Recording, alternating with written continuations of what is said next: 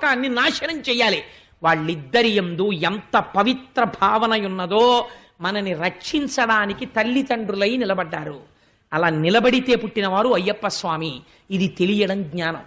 లోకరక్షకుడిగా అంగీకరించి మీరు భక్తితో ఇలా నమస్కరిస్తే, అందుకే ఇందరు బిడ్డల్ని తన కాళ్ళ దగ్గర పెట్టుకుని భాగవతం వినిపించి అలా కూర్చుని ఇలా ముద్ర పట్టి జ్ఞానబోధ చేయించి తనే ఊరి మధ్యలోకి వచ్చి కూర్చుని నా పిల్లలందరూ వింటున్నారని పొంగిపోతూ మనందరం ఎంత మర్యాదో చూడండి ఆయనకి.